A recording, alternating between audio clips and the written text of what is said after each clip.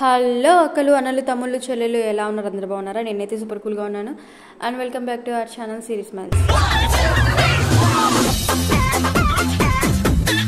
So ఈ dress మీద use చేసిన కోట్ కటింగ్ అండ్ స్టిచ్చింగ్ చాలా మంది అయితే అడిగారనమాట. ఈ కోట్ అయితే చాలా సింపుల్ అండి. కటింగ్ కానీ స్టిచ్చింగ్ కానీ చాలా సింపుల్ అండ్ హ్యాండ్స్ కూడా చాలా సింపుల్ అన్నమాట. కాకపోతే కొంచెం వేరియేషన్ చేంజ్ చేస్తే, కొంచెం మోడిఫై చేస్తే మనకి లుక్ అనేది చేంజ్ అవుతుంది అనమాట. వెంటనే కటింగ్లోకి వెళ్ళిపోదాం రండి. ఇక్కడ నేను ఒక 80 సెంటీమీటర్స్ ఫ్యాబ్రిక్ అయితే తీసుకున్నాను. దాన్ని 4 ఫోల్డింగ్స్ వేసాను. ఎలా అయితే మనం బాడీ పార్ట్ కట్ చేయడానికి ఏ విధంగా అయితే ఫోల్డ్ చేస్తామో లైనింగ్ ఫ్యాబ్రిక్ని, సేమ్ అదే విధంగా ఇది కూడా లైనింగ్ ఫ్యాబ్రికే అనమాట. అంటే కోట్కి యూజ్ చేసే లైనింగ్ ఫ్యాబ్రిక్. సో నేను ఇక్కడ ఫుల్ షోల్డర్ వచ్చేసి 6 ఇంచెస్ తీసుకున్నాను. అండ్ ఆర్మ్ హోల్ డౌన్ కూడా 6 ఇంచెస్కి మార్కింగ్ చేసుకుంటున్నాను అనమాట. ఆర్మ్ హోల్ని క్లోజ్ చేసేసుకుందాము. అండ్ మెజర్మెంట్స్ వచ్చేసి నేను స్క్రీన్ మీద యాడ్ చేస్తాను, ఒకసారి చెక్అవుట్ చేసేసేయండి. ఇప్పుడు ఈచ్ షోల్డర్ విడ్త్ వచ్చేసి 2.5 ఇంచెస్ తీసుకుంటున్నాను అనమాట. ఇక్కడ 2 లాగా కనిపిస్తుంది మీకు, నేను మళ్ళీ చేంజ్ చేశాను. 2.5 తీసుకోండి. లేదు అంటే మీరు ఇంకొంచెం పెంచుకోవచ్చు, 3 కూడా పెట్టుకోవచ్చు అనమాట. ఎందుకంటే ఇది ఓవర్ కోట్ కాబట్టి మీరు షోల్డర్ విడ్త్ అనేది ఎక్కువ కూడా పెట్టుకోవచ్చు. నేనైతే 2.5 పెట్టుకున్నాను అనమాట. ఇక్కడ నెక్ డీప్ వచ్చేసి 2.5 ఇంచెస్ అనమాట. అంటే ఇది బోట్ నెక్ టైప్ వస్తుంది. నేను ఎక్కువ డీప్ కూడా పెట్టలేదు. ఇది బ్యాక్ సైడ్ నెక్ గురించి చెప్తున్నానండి. ఫ్రంట్ సైడ్ ప్యాటర్న్ మనకి చేంజ్ అవుతుంది. బ్యాక్ సైడ్ హై నెక్ టైప్లో, బోట్ నెక్ టైప్లో వస్తుంది అనమాట. సో 2.5 తీసుకున్నాను నేను. అండ్ కోట్ లెంత్ వచ్చేసి 15 ఇంచెస్కి మార్కింగ్ చేసుకుంటున్నాను. స్టిచ్చింగ్లోకి కొన్ని ఫోల్డింగ్స్ అయితే పోతాయి కదా, ఇంకా తక్కువ అయిపోతుంది అనమాట. అంటే ఇంకొంచెం ఎక్స్ట్రాగా కట్ చేయాల్సి వస్తుంది స్టిచ్చింగ్లో. ఇప్పుడైతే మార్కింగ్ వచ్చేసి 15 ఇంచెస్కి మార్కింగ్ చేసుకుంటున్నాను. అండ్ ఈ విధంగా క్లోజ్ చేసేసి ఇప్పుడు వేస్ట్ మార్కింగ్ చేసుకోవాలి. అంటే టక్స్ కోసం అనమాట. కోటుకు కూడా మనం టక్స్ అనేవి పెట్టుకుంటాము, ఓన్లీ బ్యాక్ సైడ్కే. ఇప్పుడు నేను ఏమైనా చెప్తున్నాను అంటే ఓన్లీ బ్యాక్ సైడ్ మాత్రమే అండి. ఫ్రంట్ సైడ్ ప్యాటర్న్ అనేది చేంజ్ అవుతుంది అనమాట. అది మీరు గుర్తుపెట్టుకోవాలి. టక్స్ కోసం నేను ఒక 2 ఇంచెస్ తీసుకున్నాను అనమాట. మీరు తక్కువ కూడా తీసుకోవచ్చు. అండ్ వేస్ట్ ఎంత ఉందో మెజర్ చేసుకొని దాన్ని 4 భాగాలుగా డివైడ్ చేసి వచ్చిన దానికి 2 ఇంచెస్ ఎక్స్ట్రాగా యాడ్ చేసుకొని ఇక్కడ మనం ఈ విధంగా మార్కింగ్ చేసుకోవాలన్నమాట. ఇది అర్థమైంది కదా. వేస్ట్ ఎంత ఉందో చూసుకొని దాన్ని 4 భాగాలుగా చేసి ఎంత వచ్చిందో దానికి ఇంకొక 2 ఎక్స్ట్రాగా యాడ్ చేసుకొని మార్కింగ్ చేసుకోవాలి. మార్జిన్ కోసం ఇంకొక 2 ఇంచెస్ పెట్టుకోవాలన్నమాట. అండ్ అప్పర్ బస్ట్ కూడా ఎంత ఉందో చూసుకొని దాన్ని 4 భాగాలుగా చేసి ఉన్నది ఉన్నట్టు మనం మార్కింగ్ చేసుకోవాలి. దానికి ఎక్స్ట్రాగా ఏం యాడ్ చేయాల్సిన అవసరం లేదు. ఇక్కడ నేను నెంబర్స్ మీకు చెప్పడం లేదు, ఎందుకంటే ఇక్కడ నేను బాడీ పార్ట్ అండ్ కోటు 2 ఒకటేసారి కట్ చేస్తున్నాను కాబట్టి మీకు నెంబర్స్ అనేవి నేను చెప్పట్లేదు అనమాట. మీ మెజర్మెంట్ని బట్టి మీరు చేసుకోవాల్సిందే. ఆర్మ్ హోల్ని క్లోజ్ చేస్తున్నానండి. అప్పర్ బస్ట్ ఇంకోసారి చెప్తాను చూడండి. మన అప్పర్ బస్ట్ ఎంత ఉందో చూసుకోవాలి. వచ్చిన దాన్ని 4 భాగాలుగా డివైడ్ చేయాలి. చేసిన దాన్ని ఎంత వచ్చిందో, చేసిన తర్వాత ఎంత వచ్చిందో, ఇప్పుడు ఫర్ ఎగ్జాంపుల్ 8 వచ్చింది అనుకోండి, 4 భాగాలుగా చేస్తే 8కి మార్కింగ్ చేసుకోవాలి. మార్జిన్ కోసం 2 ఎక్స్ట్రాగా పెట్టుకోవాలన్నమాట. దానికి ఎక్స్ట్రాగా 1 ఇంచ్ ఎక్స్ట్రా అట్లా ఏం యాడ్ చేసుకోవడం అవసరం లేదు, ఎందుకంటే మనకి ఇది ప్రిన్సెస్ కట్ కాదు కాబట్టి. సో మార్కింగ్ అయిపోయింది కదా, దాన్ని కట్ చేసేసుకోవాలన్నమాట. అంటే నెక్ కట్ చేయలేదు నేను, only waste, margin, arm whole ఇది మాత్రమే కట్ చేసి పెట్టుకున్నాను. అండ్ ఇక్కడ ఎక్కడైతే వర్క్ వచ్చిందో ఆ ఫ్యాబ్రిక్ అయితే తీసుకోవాలి. అండ్ మనం కట్ చేసుకున్నాం కదా ఇప్పుడు కోట్, దాన్ని ఈ విధంగా ప్లేస్ చేసుకోవాలన్నమాట. అంటే ఆ డిజైన్ ఉంది కదా, ఆ డిజైన్ కరెక్ట్గా మధ్యలోకి వచ్చే విధంగా మనం ఈ విధంగా లైనింగ్ని ప్లేస్ చేసుకోవాలి. ప్లేస్ చేసి ఆ లైనింగ్ని బేస్ చేసుకొని మనం కట్ చేసుకోవాలన్నమాట ఫస్ట్. అండ్ ఇంకో విషయం ఏంటి అంటే అక్కడ వర్క్ కనిపిస్తుంది కదా, ఆ వర్క్ ఫ్యాబ్రిక్ కింద ఇంకొక ఫ్యాబ్రిక్ ఉందన్నమాట. అంటే అవి 2 లేయర్స్ కింద అనమాట. ఒకటి ఫ్రంట్ పార్ట్, ఒకటి బ్యాక్ పార్ట్. అర్థమైంది కదా మీకు. అది ఆ డిజైన్ కనిపిస్తుంది కదా, అది బ్యాక్ పార్ట్ కోసము. అండ్ దాని కింద ఇంకొక ఫ్యాబ్రిక్ ఉంది, అంటే 2 ఫోల్డ్స్ మీద ఉందన్నమాట ఫ్యాబ్రిక్. సో దీన్ని ఇదే విధంగా కట్ చేసుకుంటున్నాను. అంటే 2 ఒకటే విధంగా కట్ చేసుకుంటున్నాను. ఫ్రంట్ పార్ట్ డిఫరెంట్ ప్యాటర్న్ వస్తుందని చెప్పాను కదా, ఇది ఫ్రంట్ పార్ట్ కింద తీసుకుందాము లైనింగ్. ఇక్కడ వచ్చేసి నేను కరెక్ట్గా నా అపెక్స్ పాయింట్ ఎక్కడికి ఉంది అనేది మార్కింగ్ చేసుకుంటున్నాను అనమాట. కరెక్ట్గా షోల్డర్ దగ్గర నుంచి కిందకి 9.5 ఇంచెస్కి మార్కింగ్ చేసుకున్నాను అనమాట. ఇది నా అపెక్స్ పాయింట్. అంటే నేను ఇక్కడ థ్రెడ్స్ కట్టుకునేలాగా ఇక్కడ ఈ పాయింట్లో రావాలన్నమాట. థ్రెడ్స్ కట్టుకోవడానికి, టై చేసుకోవడానికి ఈ విధంగా మార్కింగ్ చేసుకోవాలి. అండ్ షోల్డర్ దగ్గర నుంచి ఆ మార్కింగ్ని కలుపుతూ నేను ఏ విధంగా అయితే చూపిస్తున్నానో అదే విధంగా డ్రా చేసేసుకోండి. సింపుల్ అండి ఇది. దీనికి పర్టికులర్ మెజర్మెంట్స్ అంటూ ఏమీ లేవన్నమాట.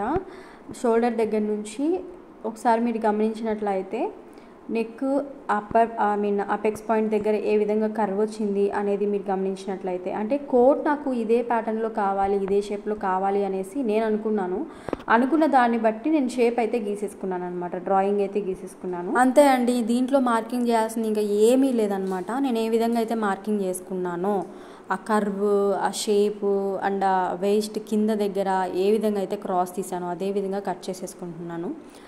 ఈ విధంగా కట్ చేసిన తర్వాత థ్రెడ్స్ కట్టుకోవడానికి నాకు కొంచెం గ్యాప్ రావాలి అని నేను అనుకున్నాను అనమాట. సో ఇంకొంచెం ఎక్స్ట్రాగా కట్ చేశాను అనమాట. ఈ విధంగా కట్ చేశాను కదా అండి, ఈ విధంగా కట్ చేసి చూసుకున్నాను అనమాట.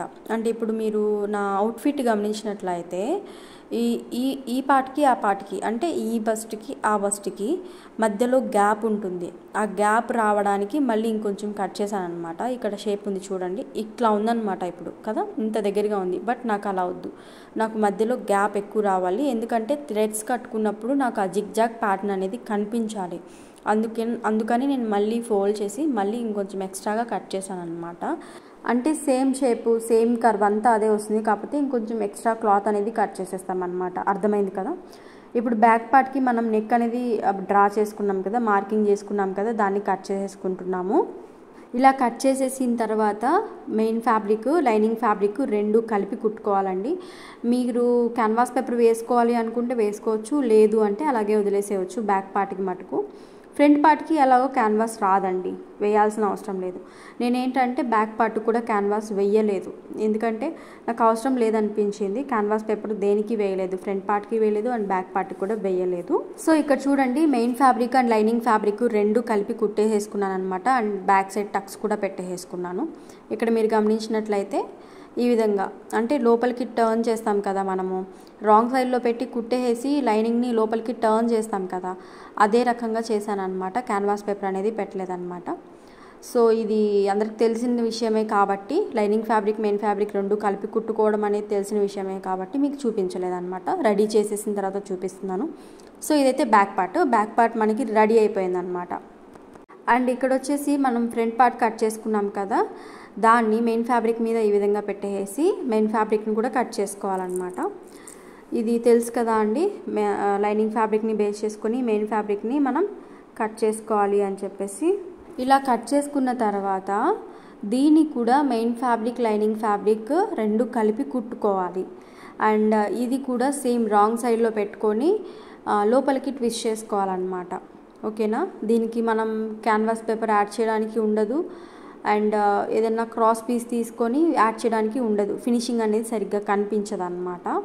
నేనేం చేస్తాను అంటే చుట్టుపక్కల కుట్టేస్తాను అనమాట. చుట్టుపక్కల కుట్టేసి చిన్న హోల్ లాగా అట్లా మిగిల్చి దాంట్లో నుంచి లోపలికి బయటికి టర్న్ చేస్తాను. అర్థమైంది కదా, అది కూడా చేసి చూపిస్తాను ఒకసారి చూడండి. అండ్ ఇందాక చెప్పాను కదా అండి, కొంచెం ఎక్స్ట్రాగా కట్ చేశాను అని చెప్పేసి, అది ఇక్కడ కట్ చేస్తున్నాను.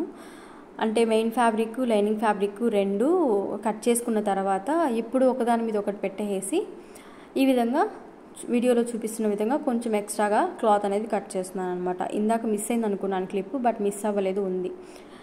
సో చూడండి వీడియోలో ఏ విధంగా చూపిస్తున్నానో ఈ విధంగా కొంచెం ఎక్స్ట్రాగా కట్ చేసుకున్నాను అనమాట. ఇప్పుడు గ్యాప్ వస్తుంది అనమాట, థ్రెడ్స్ కట్టుకోవడానికి మిడిల్లో ఇప్పుడు గ్యాప్ వస్తుంది. అర్థమైంది కదా.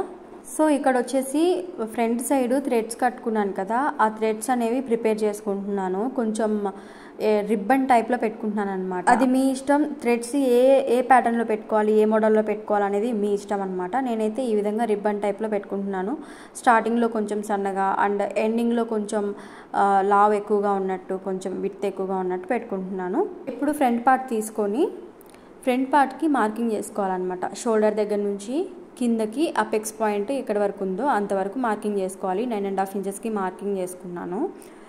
ఇప్పుడు ఈ థ్రెడ్ని ఈ విధంగా పెట్టేసి రాంగ్ సైడ్లో అంటే రివర్స్లో ఈ విధంగా పెట్టేసి ఇప్పుడు చూడండి వీడియోలో ఏ విధంగా అయితే చూపిస్తున్నానో కుట్టేసుకోవాలన్నమాట. ఎంతవరకు కుడుతున్నాను అనేది మీరు గమనించండి. షోల్డర్ దగ్గర నుంచి కింద వేస్ట్ దగ్గర నుంచి షోల్డర్ వరకు ఎండ్ చేసేస్తున్నాను అనమాట. ఎందుకంటే దాన్ని మళ్ళీ రివర్స్ చేసుకోవాలి కాబట్టి ఇంకో కుట్టు వేస్తున్నాను, డబల్ కుట్టు వేస్తున్నాను కొంచెం స్ట్రాంగ్గా ఉండడానికి. ఇప్పుడు లోపలికి ఫోల్డ్ చేస్తున్నాను అనమాట. ఫోల్డ్ చేసి ఈ విధంగా షోల్డర్ కార్నర్స్ అన్నీ నీట్గా తీసుకుంటున్నాను అనమాట. తీసుకొని దాని మీదనే ఎడ్జెస్ ఉంది కదా అండి, ఎడ్జెస్ మీదనే ఇంకొకసారి స్టిచ్ వేసుకుంటే ఫినిషింగ్ నీట్గా వస్తుంది అన్నమాట. చూడండి ఇక్కడ ఈ ఎడ్జెస్ ఉన్నాయి కదా, ఆ ఎడ్జెస్కి మొత్తం ఈ విధంగా కుట్లు అయితే వేసేసుకుంటున్నాను అన్నమాట. అండ్ నేను థ్రెడ్ ఒక్కటే లోపలికి పెట్టాను, కింద ఇంకొకటి చిన్న లూప్ లాగా కూడా పెట్టాను, ఎందుకంటే అది పెట్టడం మర్చిపోయాను అనమాట. మొత్తం కుట్టేసినాక చిన్న లూప్ లాగా పెట్టి, అంటే థ్రెడ్స్ జిగ్జాగ్ ప్యాటర్న్లో కట్టుకోవడానికి. ఓకేనా. ఇప్పుడు రిమైనింగ్ ఉంది కదా మార్జిన్ అండ్ ఆర్మ్ హోల్ ఉంది కదా, దాన్ని కూడా ఈ విధంగా కుట్టేసుకుంటున్నాను.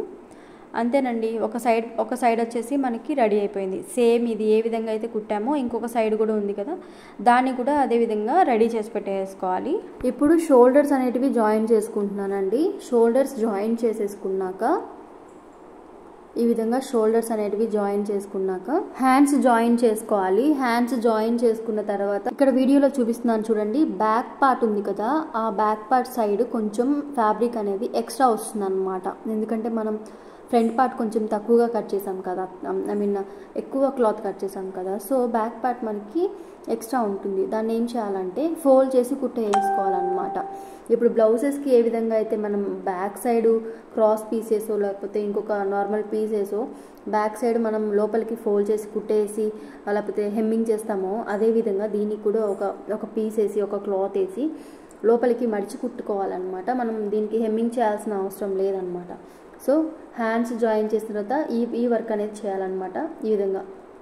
ఈ విధంగా ఫోల్డ్ చేసి మీరు నార్మల్గా అయినా ఫోల్డ్ చేసేసేయచ్చు, లేదు అంటే ఏదన్నా ఒక క్రాస్ పీస్ వేసి మీరు ఫోల్డ్ చేసి లోపలికి కుట్టేసుకోవచ్చు అనమాట. జస్ట్ లోపలికి వెళ్ళాలి, పోగులు బయటికి కనిపించకుండా. అర్థమైంది కదా. అలా చేసిన తర్వాత మార్జిన్స్ మనం కుట్టేసుకోవాలన్నమాట. ఆర్మ్ హోల్ ఎంత ఉందో చూసుకొని, వేస్ట్ ఎంత ఉందో చూసుకొని, బ్లౌజ్ కానీ డ్రెస్ కానీ ఏ విధంగా అయితే మనం సైడ్లు పట్టేసుకుంటామో అదేవిధంగా కుట్లు అనేవి వేసేసుకోవాలన్నమాట. అలా వేసేసుకున్న తర్వాత మనకి కోట్ అనేది రెడీ అయిపోతుందండి. ఇందులో హ్యాండ్స్ కోసం చాలామంది వెయిట్ చేస్తున్నారు కదా, హ్యాండ్స్ కోసం నేను ఇంకొక వీడియో చేస్తాను, దీని తర్వాతనే వస్తుంది. అది నేను ఫ్యాబ్రిక్ మీద చూపించలేను, ఎందుకంటే ఆ క్లిప్ అనేది మిస్ అయిందనమాట. నేను నీట్గా పేపర్ మీద మీకు చూపిస్తాను బాగా అర్థమయ్యే విధంగా. ఏం లేదు, అది నార్మల్ హ్యాండ్సే, కాకపోతే కొంచెం మోడిఫై చేసి సరిపోతుంది. అండ్ ఇక్కడితో ఈ కోట్ అనేది రెడీ అయిపోతుందండి. హ్యాండ్స్ కంపల్సరీగా నెక్స్ట్ వీడియోలో చెప్తాను. ఇప్పటికే చాలా లెంతీ వీడియో అయిపోయింది, మీకు కూడా బోర్ కొడుతుంది కదా, అందుకని. సో బాగా అర్థమైంది అనుకుంటున్నాను, ఈజీగా చేయగలరనే అనుకుంటున్నాను ఈ వీడియోని చూసి. So this is all about the vlog అండి. నెక్స్ట్ వీడియో వెంటనే వస్తుంది, అది కూడా హ్యాండ్స్ వీడియో వస్తుంది. Don't miss it and keep watching and keep waiting for it. And ఇంకేం లేదు, tata bye bye. Give me a hug, say, oh, yeah,